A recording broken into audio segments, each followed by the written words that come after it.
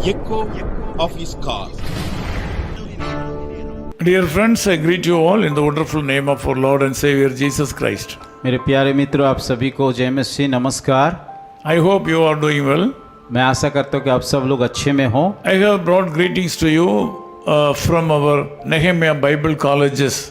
Nehemiah Bible college की तरफ से आप सभी को नमस्कार ज्ञापन करते हैं। Please pray for the students as well as the faculty members. कृपया उस छात्र के लिए और शिक्षक के लिए प्रार्थना में रखिए। The Lord has something to tell you through Revelation chapter 2:11. आज प्रकाशित वाक्यों में से प्रभु यीशु मसीह कुछ बातें को बताने के लिए चाहता है। From Revelation chapter 2:11 we can understand something. प्रकाशित वाक्य उसका 2:11 आयत में इस प्रकार लिखा गया है। There is a word hurt. और यहाँ पे एक शब्द लिखा गया हानि।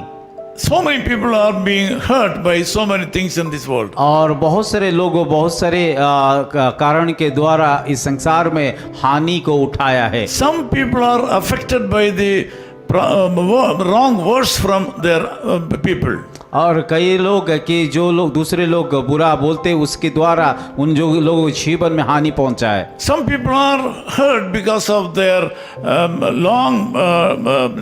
long time diseases. और कई लोग उनकी बहुत सारे दिन का बीमारी के कारण उन लोगों के जीवन में हानि पहुंचा है। This morning God says to you, आज का सुबह यीशु मसीह आपको ये बातें कहता as far है as you are concerned, और आपके बारे में जो एक बातें you will बताता not be hurt in any way.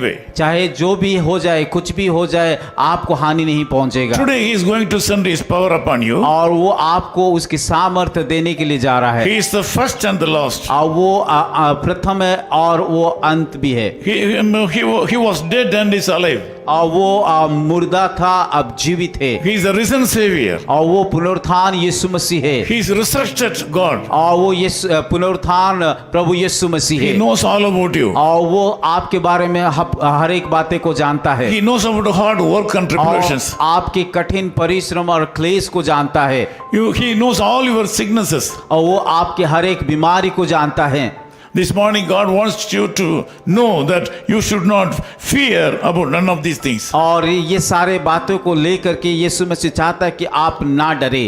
Verse 10 we can understand that all these troubles and tribulations will be only for 10 days. और उसी दूसरी अध्याय का 10 आयत में इस प्रकार लिखा है, ये सारे क्लेश के लिए आप डरना नहीं है, 10 दिन के लिए तो आपके लिए क्लेश रहेगा। It means all your tribulations and problems will be with you only for a short period. और इसका अर्थ ये है ये आप लोगों के लिए कुछ ही दिन के लिए क्लेश रहेगा। You will not be suffering for a long time. और ये क्लेश हमेशा के लिए नहीं रहेगी। These problems will be over within few days. और ये दुख कुछ दिनों के बाद खत्म हो जाएगा। But you have to be faithful unto the end. परंतु यीशु मसीह चाहता है कि अंतिम दिनों तक विश्वास योग्य रहे। God says a great reward is waiting for you. परमेश्वर इस प्रकार कहता है एक महान बड़ा पुरस्कार आप लोग के लिए रखा गया है। First Peter chapter 5:6 says like this. और पहला पत्रुस का 5:6 में इस प्रकार लिखा गया है, Humble yourselves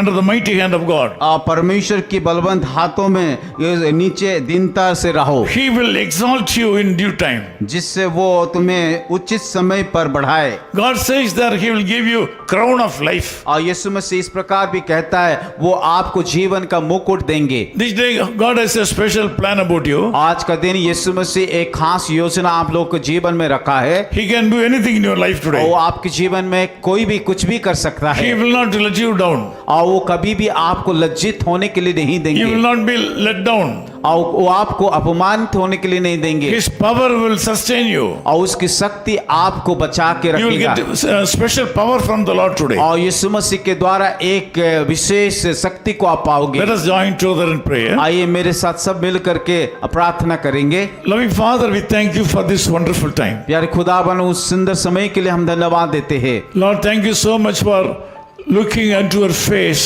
with all my friends.